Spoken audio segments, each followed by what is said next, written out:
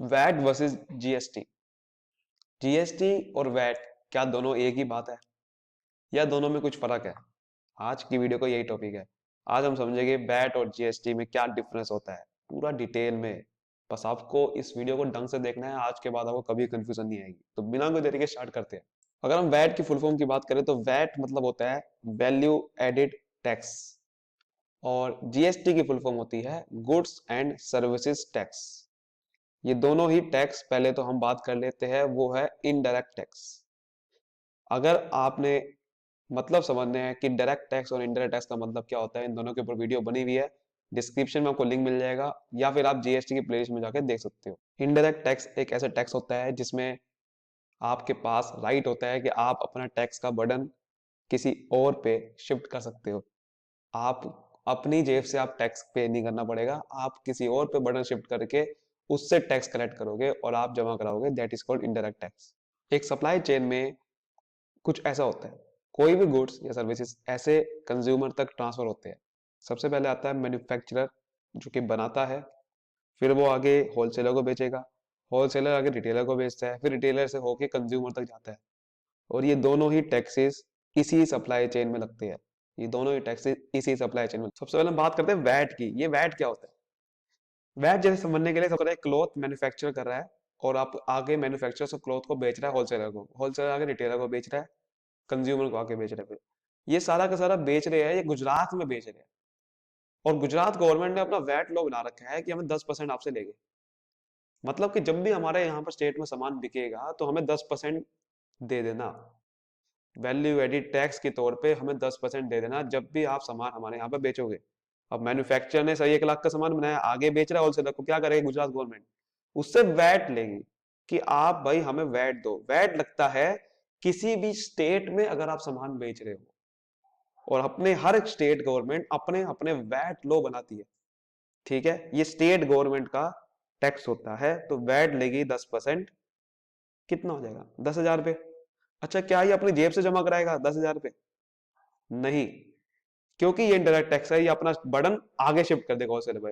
यानी कि मैन्युफैक्चरर क्या करेगा? होलसेलर कहेगा कि भाई आप मुझे 1,10,000 पे करो।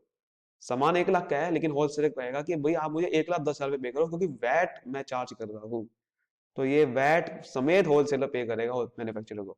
ठीक है, चलो मैन्युफैक्चरर अब अपना प्रॉफिट प्रॉफिट ऐड कर करके इस सामान की वैल्यू सपोज करो बढ़ा दी, 10,000 पे और बढ़ा दी, और गुड्स की वैल्यू होगी 1,20,000 पे। अब ये सामान बेच रहा है, अब सामान बेचेगा तो क्या करेगी गुजरात? कहेगी, गुजरात गवर्नमेंट कहेगी रुको भैया, पहले हमें वैट दो। मैन्युफैक्चरर कहे ठीक है भाई वैट चार्ज कर लेता हूँ मैं, इस पे कितना हो गया? 12,000 पे हो गया ना। वैट हमेशा मल्टी स्टेज पे लगता है, ये मल्टी स्टेज हो रही है। यानी कि जब स्टेज एक एक स्टेज पे जब सामान बिकी जा रहा है तो हमेशा वहां पर वैट देना पड़ेगा गुजरात गवर्नमेंट को। 12,000 पे जमा कराएगी, कितना हो गया? गुड्स की वैल्यू कितनी होगी? 1,32,000 पे। तो रिटेलर को कितना पड़ेगा? 1,32,000 पड़ेगा। लेकिन होलसेलर कहेगा कि भाई एक बात बताओ, आपको गुजरात गवर्नमेंट को पीछे 10,000 का टैक्स ऑलरेडी जा चुका है ना। मैन्युफैक्चरर ये 10,000 का पे कर चुका है गवर्नमेंट को। होलसेलर क्या 12,000 पे जमा कराएगा और गवर्नमेंट को? नहीं, क्योंकि भैया आप मुझे एक चीज बताओ, गुड्स की वैल्यू कितनी हो चुकी है? गुड्स की वैल्यू अभी 1,20,000 रुपए की हो चुकी है। तो भाई ये 12,000 रुपए अगर जमा कराएगा तो टोटल मिला के फिर पता कितना पहुंच जाएगा गुजरात गवर्नमेंट को टैक्स? 22,000 रुपए का। 22,000 रुपए का टैक्स तो कोई लॉजिक ही नहीं है, क्योंकि भैया देखो, सामान की वैल्यू अभी 1,32,000 रुपए हो चुकी है, तो 22,000 रुपए का टैक्स का लॉजिक क्या है? क्योंकि ये गुड्स कोई अलग अलग थोड़ी है, ये तो आगे रीसेल हो रही है गुड्स। 22,000 रुपए का टैक्स का मतलब क्या है? अगर इसमें वैट भी आप चार्ज करोगे, अगर आप सीधा इसको सामान को कंज्यूमर को बेचते तो कितने का वैट चार्ज करते? इससे तो कम ही करते ना 22,000 से। तो 22,000 का मतलब नहीं है। तो इसीलिए गुजरात गवर्नमेंट क्या करेगी? गुजरात गवर्नमेंट कहेगी देखो हम आपको क्या करते हैं भाई, आपने पीछे 10,000 का टैक्स पे कर चुके हो। होलसेलर कह रही है कि आप पीछे 10,000 का टैक्स पे कर चुके हो ना, तो आप भाई उसका वापसी ले लो। आपको टोटल 12,000 रुपए जमा नहीं कराने, आपको क्या करना है? पीछे 10,000 रुपए वापसी ले लो। क्योंकि भैया पीछे 10,000 रुपए वो जमा करा चुका है मैन्युफैक्चरर हमें। आपको टेंशन नहीं ली, आपने सिर्फ जो इतनी अपने आपको वैल्यू ऐड करी है, जितनी आपने सामान की वैल्यू बढ़ाई है, सिर्फ उसी पे ही हम आपसे टैक्स लेंगे, यानी कि 2,000 रुपए। आपसे हम सिर्फ 2,000 रुपए लेंगे, बिकॉज 1 लाख का सामान तो मैन्युफैक्चरर ने बनाया था, आपने वैल्यू ऐड कर करके आपने 1,20,000 रुपए कर दी, तो भाई हम आपसे सिर्फ 2,000 रुपए ले गए, हमने जो 20,000 रुपए ऐड करी है। That is called value added tax. ऐसे ही रिटेलर का होगा कि रिटेलर आगे जितनी मर्जी वैल्यू ऐड करेगा, उसको सिर्फ उस वैल्यू ऐड करते हुए मिलेगा टैक्स। ठीक है, उसको सिर्फ वैल्यू ऐड करते हुए टैक्स पे करना पड़ेगा, गवर्नमेंट को पूरा टैक्स नहीं जाएगा। कि भाई ये नहीं है कि सिर्फ पूरा का पूरा जा रहा है। अब ये वैल्यू ऐड कर रहा है, सपोज करो इन्हें 10,000 पे और सामान की वैल्यू बढ़ाई, इसको पड़ गई 1,42,000 की। अब ये 10% का वैट चार्ज करेगा, है ना, कितना हो जाएगा फिर ये ऐसे करेगा वैट चार्ज। लेकिन ये क्या 14,200 रुपये पूरा जमा कराएगा? नहीं, 14,200 रुपये पूरा जमा थोड़ी कराएगा। ये कितना कराएगा? 14,200 रुपये जमा कराने से पहले इन्हें जो पीछे 12,000 रुपये टैक्स पे किया होगा, क्योंकि 12,000 रुपये होलसेलर ने कहा होगा कि मुझे पे करो, बट बाद में होलसेलर क्या करेगा, 10,000 का उसमें से पीछे वापसी ले लेगा। उसे बोलते हैं क्रेडिट ले लेना, इनपुट टैक्स क्रेडिट। ठीक है, कि आपने जो पीछे इनपुट खरीदा था, पीछे इनपुट का मतलब जो आपने पीछे रॉ मटेरियल्स खरीदे थे, उसका आपको जो टैक्स पे आपने पे किया होगा, उसका क्रेडिट मिल जाना, वापसी मिल जाना। तो ये 14,200 रुपए जो जमा कराने से पहले ये पीछे इन्हें 12,000 रुपए पे किए होंगे, क्योंकि होलसेलर ने इसे 12,000 रुपए पे करवा दिए होंगे। तो 12,000 रुपए का ये वापसी इसको मिलेगा, ये जमा कराएगा सिर्फ 2,200 रुपए। समझ आ रही है बात? ऐसे कंज्यूमर को भर के ये वैल्यू कितनी पड़ेगी, 1,56,200 की पड़ेगी। और अल्टीमेटली कंज्यूमर ही पे कर रहा है ये पूरा का पूरा टैक्स, क्योंकि मैन्युफैक्चरर ने अपना बर्डन होलसेलर पर शिफ्ट करा। मैन्युफैक्चरर को 1 रुपया नहीं पे करना पड़ा 10,000 रुपए में, मैंने होलसेलर ने आगे रिटेलर में शिफ्ट कर दिया बटन। होलसेलर को क्या 1 रुपया पे करना पड़ा है? नहीं करना पड़ा, क्योंकि होलसेलर ने जो जितना भी जमा कराया है ये अपनी जेब से कराया नहीं है, क्योंकि इनने पूरा का पूरे 12,000 रुपए किससे लिए थे? रिटेलर से लिए थे ना। और पीछे अपने इन्हें टैक्स का वापसी मान ली। फिर रिटेलर आके कंज्यूमर को अपने बटन शिफ्ट कर दिया पूरा का पूरा, रिटेलर ने भी पीछे की वापसी मान ली। तो भाई 1 रुपया भी इन सब ने पे नहीं करा। टैक्स किसने एक्चुअल में पे करा? कंज्यूमर ने पे कर दिया बेचारे। एक्चुअल में टैक्स कितने पे करा? कंज्यूमर ने पे किया है। ठीक है, बात समझ में आ रही है? That is called value added tax. That is called value added tax. इसी को बोलते हैं वैल्यू एडिड टैक्स। समझ आ रही है बात? तो जैसे कि आप देख सकते हो कि एक्चुअली में कंज्यूमर ने कितना पे किया टैक्स? 14,200 रुपए का पे किया, क्योंकि रिटेलर ने कहा होगा कि आप भाई 14,200 रुपए पे करो। और ये 14,200 रुपए गवर्नमेंट को एक्चुअल में कैसे मिले है? 10,000 रुपए मिले मैन्युफैक्चरर से, 2,000 रुपए मिले होलसेलर से, और 2,200 रुपए मिले रिटेलर से। 14,200 रुपए पूरे के पूरे गवर्नमेंट को ऐसे मिले हैं। इसे बोलते हैं वैल्यू एडिड टैक्स, जिसे हम वैल्यू ऐड करते हुए गवर्नमेंट कहती है सिर्फ हमें टैक्स दो। आपको मल्टी स्टेज पे ही हमेशा लगता है टैक्स, जब सामान एक स्टेज के ऊपर, एक स्टेज के बाद एक स्टेज पे जाता रहता है। एवरी पॉइंट ऑफ सेल पे लगता है। जब भी सेल होता है सामान, तब हमारे पे टैक्स देना पड़ेगा।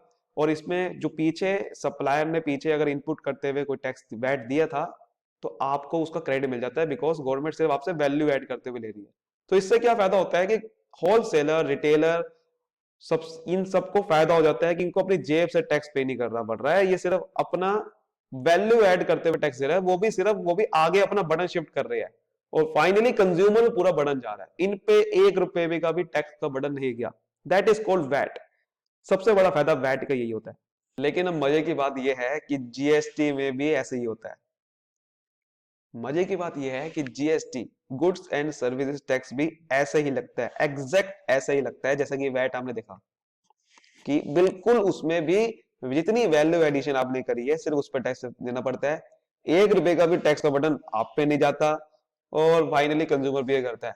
बट एक छोटे छोटे डिफरेंस है जिसको मैं आपको बताने वाला हूं। अब आपने अभी समझा कि वैट क्या होता है, पर आपने गुड्स एंड सर्विस टैक्स भी समझ लिया।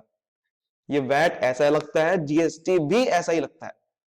लेकिन अब मैं आपको बताता हूं कि डिफरेंस क्या है। डिफरेंस आप समझते हैं, लगता दोनों एक जैसे ही है, पर डिफरेंस क्या है, वो डिफरेंस की हम बात करते हैं पहले। जैसे कि आप देख रहे हैं, वैल्यू एडिड टैक्स आया था 1 अप्रैल 2005 में आया था। बेसिकली ये सेल्स टैक्स पहले था, उसको रिप्लेस करते हुए आया था। VAT replaces sale tax. Sale tax बिल्कुल बेकार टैक्स थे, उसमें वैल्यू एडिशन में नहीं लगता था, और इसलिए उसको रिप्लेस करके वैट लाया गया, ताकि वैट को भाई एक सिंगल इंटीग्रेटेड टैक्स बना दिया जाए इंडिया के अंदर, ताकि वैल्यू एडिड पे लगे सिर्फ। लेकिन ये स्टेट लेवल पे आया था। प्रॉब्लम सबसे बड़ी ये थी, ये स्टेट लेवल पे आया था। और जब स्टेट का कोई सामान बाहर बिकता था तो सेंट्रल सेल्स टैक्स देना पड़ता था। ये सेंट्रल गवर्नमेंट लेती थी, सेंट्रल सेल्स टैक्स। और ये गड़बड़, यही गड़बड़ थी कि अगर आप स्टेट के बाहर माल बेच रहे हो तो भाई ये कुछ नहीं होगा। ये जो पीछे वैल्यू एडिड आपने देखा ना, वैल्यू एडिड पे 1 रुपए का भी टैक्स नहीं देना पड़ेगा, इन होलसेलर को अपनी जेब से देना पड़ेगा। उनको जो पीछे टैक्स पे करना पड़ा है उसको क्रेडिट नहीं मिलेगा अगर आप स्टेट के बाहर माल बेच रहे हो।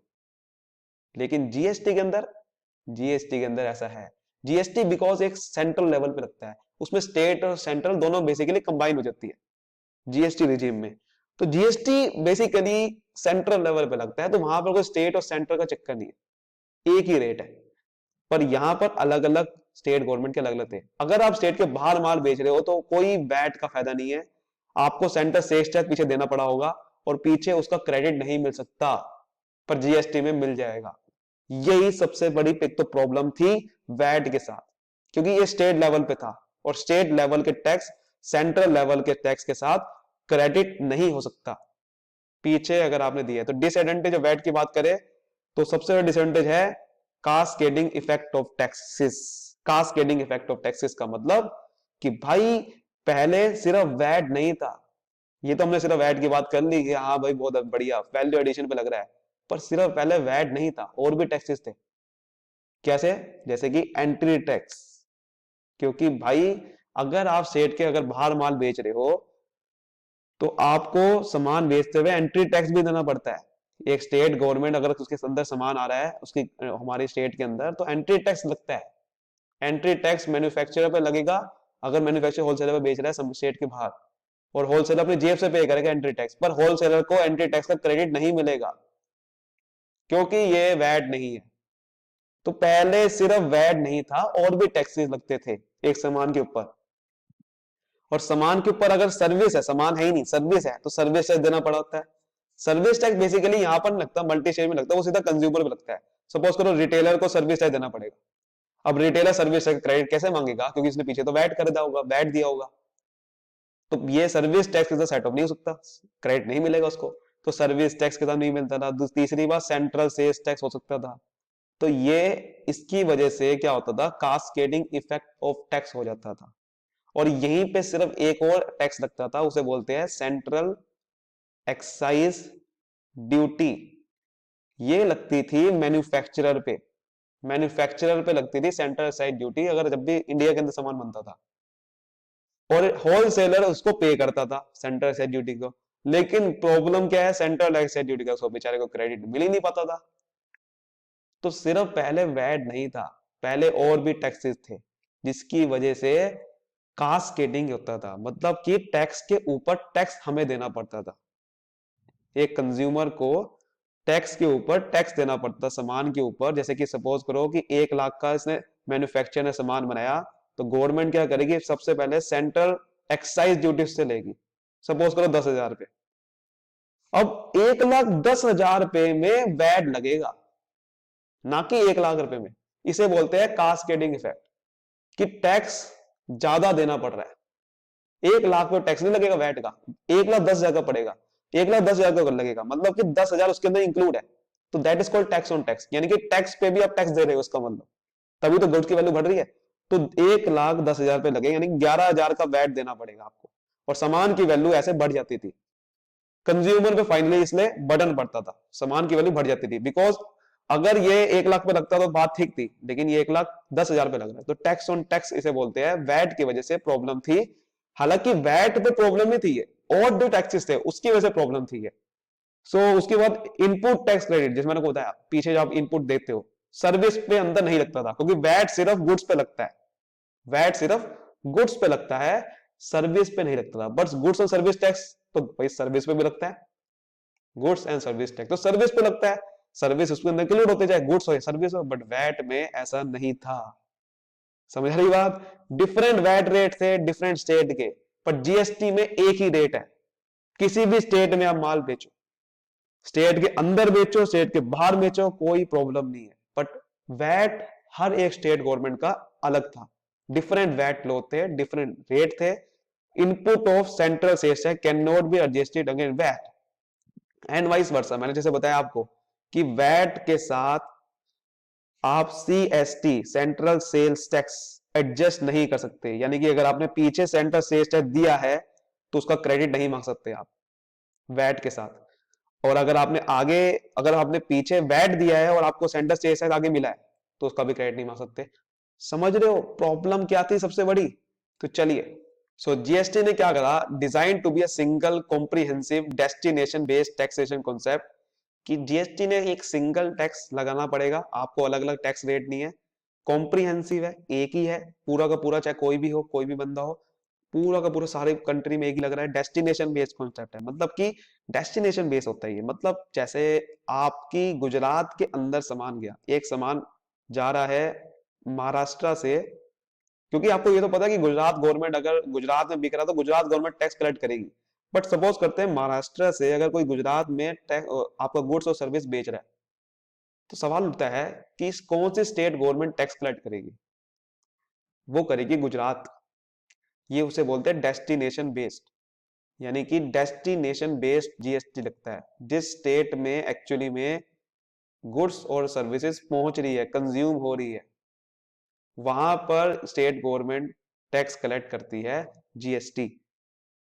ठीक है, वहां पर जीएसटी कलेक्ट होता है स्टेट गवर्नमेंट का। सेंट्रल गवर्नमेंट तो अपना करेगी, लेकिन स्टेट गवर्नमेंट का टैक्स कहां कलेक्ट होता है? वहां पर जहां पर जिस स्टेट में कंज्यूम हो रहा है। जीएसटी की वजह से concept of tax on tax आपका हट गया, एंटायर कंट्री में सिर्फ एक ही जीएसटी लग रहा है, दैट इज कॉल्ड। और इसकी वजह से देखो, removal of cascading effect of tax, simple online procedure हो गया है, लेसर कॉम्प्लेक्स हो गया है। चलिए अब थोड़ा डिफरेंस समझते हैं, थोड़ा बड़े तरीके से। अलग अलग पैरामीटर पे आप समझते हैं कि जीएसटी और वैट में फर्क क्या था।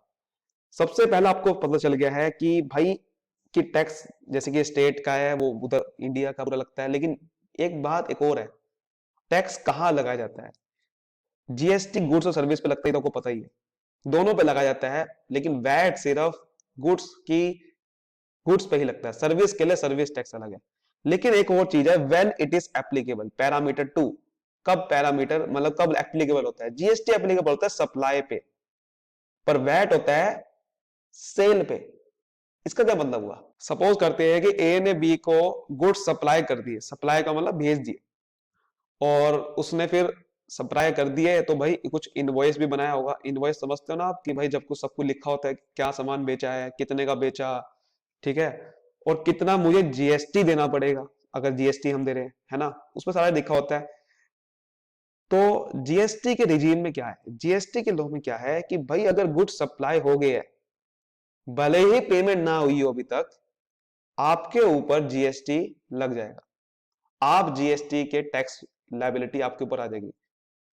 जी हाँ, टैक्स लायबिलिटी आपकी उसी दिन आ जाएगी जिस दिन आपने गुड्स सप्लाई कर दिए।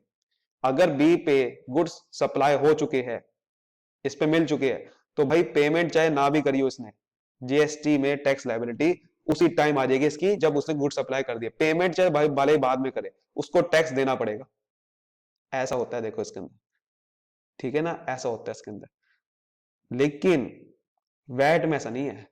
वैट में क्या था कि जब तक पेमेंट ना हुई हो तब तक आपको वैट देना नहीं है, ये है इसके अंदर। यानी कि ये सेल करते हुए लगता है, सेल ऑफ गुड्स, ये सर्विस में इंक्लूड करता हूं, ठीक है। सेल ऑफ गुड्स, सेल अलग होता है, सेल करते हुए आपने भाई सब कुछ अपनी ओनरशिप ट्रांसफर कर दी है, बट यहां पर ओनरशिप अभी हो सकता है ट्रांसफर ना हुई हो, पेमेंट ना करी उसने, बट सेल कर दिया उसने। हालांकि आप समझता हूं मैं बात, ओनरशिप सिर्फ पेमेंट करते हुए ट्रांसफर नहीं होती, बट ओनरशिप बेसिकली यहां पर सेल अलग होता है, सप्लाई अलग होती है। सेल होता है कि भाई आपने बेचा है सामान, बेचा है तो हम मान के चले कि उसे पेमेंट भी कर दी है, पेमेंट होने के बाद ही आप वैट के लिए एलिजिबल हो पे करने के लिए। पर जीएसटी में ऐसा नहीं है, टैक्स लायबिलिटी आपके ऊपर उसी दिन की आ जाएगी अगर आपकी गुड्स सप्लाई हो चुकी है। जीएसटी के अंदर सबसे बड़ा यही कॉन्सेप्ट है, और यही चीज आपको समझनी है। इतने ये लिखा हुआ है कि भाई जीएसटी एप्लीकेबल कब हो जाएगा? जब on supply of goods and services, supply करते हुए। और ये कब होगा? At the time of sale of goods, जब सेल होता है सामान, जब प्राइस एक्सचेंज होता है, जब पेमेंट हो रही होती है, पेमेंट हो रही होती है, ध्यान समझना बात। जब एक्चुअली में वो पेमेंट करेगा बी, बी एक्चुअली में जब पेमेंट करेगा ए को, तो ए को उससे वैट चार्ज करना पड़ेगा। यहां पर जब सप्लाई करेगा गुड्स तो ए को उसको जीएसटी चार्ज करना पड़ेगा, भले ही पेमेंट अभी ना हुई हो, पेमेंट हो सकता है बाद में हो, लेकिन जीएसटी उसी टाइम, उसके टैक्स लायबिलिटी उसके उसी टाइम आ जाएगी जब सप्लाई हो गया सामान। ठीक है, ये सबसे बड़ा कॉन्सेप्ट है इसके अंदर। जैसे कि tax rate and low, tax rate देखो यूनिफॉर्म है पूरे जीएसटी में, पूरा अक्रॉस इंडिया में लगता है, यूनिफॉर्म रेट होता है, पर यहाँ पर डिफरेंशिएट भी लगते हैं, ये तो आपको डिफरेंस समझ में आ ही गया होगा। अथॉरिटी ओवर टैक्सेस, यहां पर क्या होता है जीएसटी के अंदर, सेंट्रल और स्टेट गवर्नमेंट अपने इक्वल शेयर कर लेती है। यहां पर क्या होता है जीएसटी के अंदर, अगर स्टेट के कोई बाहर माल बिक रहा है तो वहां पर IGST, integrated goods and service tax मिलता है, और सेंट्रल और स्टेट गवर्नमेंट उसको अपना आधा आधा बांट देती है, आधा आधा बांट देती है। पर वैट में ऐसा नहीं है, वैट तो सिर्फ एक ही स्टेट के अंदर लगता है, स्टेट के अंदर लगता है। The collected tax is confined into the state in which sale taken, sale जहां पर हुई है उसी स्टेट गवर्नमेंट टैक्स कलेक्ट करती है। बट यहां पर क्या आता है जीएसटी के अंदर, स्टेट गवर्नमेंट और सेंटर को दो दो आधा आधा टैक्स आता है, अपना आधा आधा शेयर ले लेती है वो। ठीक है, ये सबसे बड़ा पॉइंट है। और एक और चीज है कि भाई मैंने आपको इंटीग्रेटेड गुड्स एंड सर्विस तो बता दिया, लेकिन अगर स्टेट के अंदर माल बिक रहा है तो भी आधा आधा शेयर जाएगा, ये नहीं कि सारा स्टेट गवर्नमेंट को मिल जाएगा। सीजीएसटी मिलेगा, एसजीएसटी होता है वहां। सीजीएसटी मतलब central government, central goods and service tax, और एसजीएसटी मतलब स्टेट वाला, यानी कि स्टेट को आधा मिलेगा, सेंट्रल को आधा मिलेगा, यानी कि यहां पर कोई भेदभाव नहीं है, यहां पर स्टेट को आधा ही मिलेगा, सेंट्रल को भी आधा ही मिलेगा। ऐसा नहीं है कि वैट की तरह कि भाई पूरा का पूरा स्टेट गवर्नमेंट को मिल जाएगा। समझ आ रही बात? रिटर्न का फाइल करनी पड़ती है जीएसटी में, रिटर्न हमेशा every 20th of next month of the preceding month, for the preceding month. मतलब आपने सपोज करते हैं कि 20 मई को आपने टैक्स, सॉरी 20 मई को आपने गुड सप्लाई हो गए, तो 20 मई को गुड सप्लाई हो चुके हैं, तो भाई उसके उसके अगले 20 तक, यानी कि जून 20 को उसको रिटर्न फाइल करनी होगी। Return needs to be file, लिखा हुआ ना, return needs to be file every 20th of next month for the preceding month. पिछले महीने की जो भी आपने सामान सुमान बेचा है उसकी आपको रिटर्न फाइल करनी है अगले 20 तारीख तक, अगले 20 को, every 20th of next month, हर महीने की 20 तारीख को आपने रिटर्न फाइल करनी है, पिछले महीने वाली, पिछले महीने जो भी आपने सामान बेचा है, ठीक है, उसका ये आपको समझना है कि रिटर्न कब फाइल करनी है यहां पर। लेकिन वैट के अंदर क्या था, the dates for filing return are 10, 5, 15, 20 of the next month for the preceding month. पिछले महीने में जो भी आपने कुछ करा है उसकी आपको रिटर्न फाइल करनी है अगले महीने की तारीख कौन सी, 10 को, 15 को और 20 को। मोड ऑफ पेमेंट जीएसटी में बेसिकली ऑनलाइन भी हो सकता है, ऑफलाइन भी है, बट ज्यादातर ऑनलाइन मैंडेटरी है, देखो लिखा हुआ है सब कुछ ऑनलाइन ही है जीएसटी के अंदर। If GST is payable more than 10,000 रुपए, ऑनलाइन पेमेंट मैंडेटरी होती है जीएसटी के अंदर अगर आप 10,000 से ज्यादा जीएसटी पेमेंट करते हो, बट यहाँ पर सिर्फ ऑफलाइन ही होती थी वैट के अंदर। प्रॉब्लम सबसे बड़ी ये आती थी, इसलिए बहुत कॉम्प्लिकेटेड होता था वैट का प्रोसीजर। आपका जो स्ट्रक्चर था टैक्स का वो बहुत बेकार था, लेकिन अब जीएसटी में आसान हो गया। Input tax credit is available, that is taxpayer can claim the credit on the suppliers goods and service receive. Input tax credit आराम से मिल जाता था। वैट में no input tax credit benefit is available on custom duty paid. मैंने आपको पहले ही बताया, कस्टम ड्यूटी अगर आपने पे करी है या एक्साइज ड्यूटी पे करी है, ठीक है, यानी कि मैन्युफैक्चर होलसेलर ने अगर सेंट्रल एक्साइज ड्यूटी पे कर दी है, या फिर कस्टम ड्यूटी आपने कोई पे करी है, आपने कोई इंपोर्ट करा था सामान, आपने कोई कस्टम ड्यूटी पे कर दी, उसका नहीं मिलेगा। यहां पर आप ये भी लिख सकते हो कि इनपुट टैक्स क्रेडिट इन सब का नहीं मिलेगा जो मैंने आपको टैक्स बताया है, service tax, entry tax, centre sales tax, centre excise duty, इनका आपको इनपुट टैक्स क्रेडिट नहीं मिलेगा। यहाँ पर सिर्फ उन्होंने कस्टम ड्यूटी लिखा हुआ है, लेकिन ये भी टैक्स आएंगे, ठीक है। कंप्लाइंसेस, मूवमेंट ऑफ गुड्स, क्या कब होगा यहाँ पर कंप्लाइंसेस, जीएसटी में अब similar set of compliances for the movement of goods between state. सभी स्टेट में एक ही कंप्लायंस बना रखा है कि भाई इस समय अब अगर ऐसा यहां पर गुड्स की मूवमेंट होगी तो हम मानेंगे कि हाँ भाई इस समय जीएसटी रखना है इतना। पर पहले क्या था कि हर एक स्टेट के अलग अलग डिफरेंट कंप्लायंसेस थे, कंप्लायंसेस मतलब रूल्स वगैरह, कि compliances for movement of goods between different state one two another अलग अलग थे।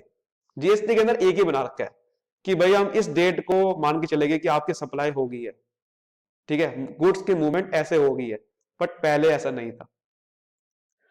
हु कलेक्ट द टैक्स, मैंने आपको बताया कि ये कंज्यूमर स्टेट, मतलब जो स्टेट कंज्यूम कर रही है गुड्स या सर्विस, डेस्टिनेशन बेस्ड है हमेशा, वही कलेक्ट करती है जीएसटी। ठीक है, लेकिन ये सेलर स्टेट करती है। सेलर स्टेट मतलब कि जहां पर आप सामान बेच रहे हो, जो सेल कर रहा है, मैंने जैसे सपोज करो महाराष्ट्र से सामान जाया गएगा, सपोज करते हैं, सेलर स्टेट का मतलब वही हो गया भाई, क्योंकि वैट तो हमेशा स्टेट के अंदर लगता है, मतलब कि वैट तो हमेशा स्टेट के अंदर लगता है। सपोज करो भाई महाराष्ट्र के अंदर सामान बिक रहा है, जैसे मैंने ऊपर एग्जांपल दिया, गुजरात में सामान बिक रहा था, तो गुजरात गवर्नमेंट करेगी। अब यहाँ पर सेलर क्या तो कंज्यूमर क्या, तो बात तो एक ही है ना, क्योंकि सेलर भी वही है, कंज्यूमर भी वही है। तो यहाँ पर सेलर स्टेट कह सकते हैं, बिकॉज सेलर स्टेट इसलिए कह रहे हैं कि भाई सेल करते हुए लगता है, ये सेल करते हुए लगता है हमेशा ये। ठीक है, हालांकि वो भी सेल करते हुए लगता है जीएसटी कलेक्ट, लेकिन कह सकते हैं कि ये गवर्नमेंट, स्टेट गवर्नमेंट कर रही है जहां पर सामान बिक रहा है। ठीक है, ये तो बॉस, ये तो स्टेट गवर्नमेंट में अंदर एक ही स्टेट के अंदर माल बिकता है तभी लगता है वैट। स्टेट के बाहर माल बिकता है तो वहां वैट नहीं लगता, वहां सेंटर से लगता है। आई होप आपको अच्छे से समझ में आया होगा पूरा का पूरा। कंप्लायंसेस की एक बार दोबारा बात करते हैं। कंप्लायंसेस का मतलब होता है कि जैसे कि एक स्टेट के अंदर कोई माल आता है, ठीक है, तो वहां पर बहुत ज्यादा इंस्पेक्शन होती है। इंस्पेक्शन होती है कि भाई गुड्स कौन सा है, रोका जाता है ना, कि भाई इंस्पेक्शन होती है वहां पर। इन ट्रांजिट में कुछ गुड्स अटक जाता है कभी कभी, वहां पर ट्रांसपोर्टर से लिया जाता है कि वहां पर भाई गुड्स में टैक्स लगा है कि जीएसटी है कि नहीं है, सब कुछ ऐसे देखा जाता है। जीएसटी में तो बिल्कुल एक सिमिलर सेट ऑफ कंप्लायंसेस होते हैं। ठीक है, मतलब वहां पर तो भाई सिमिलर सेट है कि वहां पर उसको देखा जाएगा कि भाई उसका जो ई बिल है, ठीक है, वो देखा जाएगा कि भाई उसका इनवॉइस देखा जाएगा, गुड्स के ऊपर इनवॉइस लगा हुआ है कि नहीं लगा हुआ, उस पर जीएसटी में पे किया है नहीं किया है, सब कुछ देखा जाएगा। वो मतलब एक सिमिलर सेट ऑफ कंप्लायंसेस बना रखे हैं, सभी जगह पे यही फॉलो होगा। पर वैट में ऐसा नहीं था। वैट में अलग अलग स्टेट गवर्नमेंट अपने अलग अलग रूल्स बनाती थी कि भाई ऐसे ऐसे हम चेक करेंगे जब भी गुड्स मूव होगा, तो ये होता था। ठीक है, तो ये होता था। मैं आपको जाते जाते बता दूं कि अभी भी किस पे वैट लगाया जा रहा है, अभी भी जीएसटी आने के बावजूद भी अभी भी किन किन प्रोडक्ट पे वैट लग रहा है, वो है पेट्रोल, डीजल, अल्कोहल जैसे प्रोडक्ट पे अभी भी वैट लगा। हालांकि पेट्रोल पेट्रोल को जीएसटी के अंदर लाना था, उसकी अभी डेट नहीं आई है, बट पेट्रोल पे भी वैसे ही लग रहा है, डीजल पे, अल्कोहल पे, ऐसी चीजों पे जीएसटी नहीं लग रहा है। अभी भी वो सेम रिजीम फॉलो होता है, जैसे कि मैन्युफैक्चर सामान बनाएगा सेंटर, उसको एक्साइज ड्यूटी देनी पड़ेगी। सामान किसी एक स्टेट के बाहर बेचेगा, सेंटर से देना पड़ेगा। ये अभी भी फॉलो होता है, ये कोई नहीं आपको ढंग से बताएगा। ठीक है, आई होप आपको अच्छे से समझ में आया होगा पूरा को पूरा जीएसटी और वैट के बीच में पूरा कॉन्सेप्ट। अच्छे समझ में आया तो वीडियो को लाइक करिए, फिर सब्सक्राइब कर दीजिए और चैनल को फैला दीजिए उन लोगों के साथ में इनको समझ में नहीं आता है। मिलते हैं अगली वीडियो, तो बाय, थैंक यू।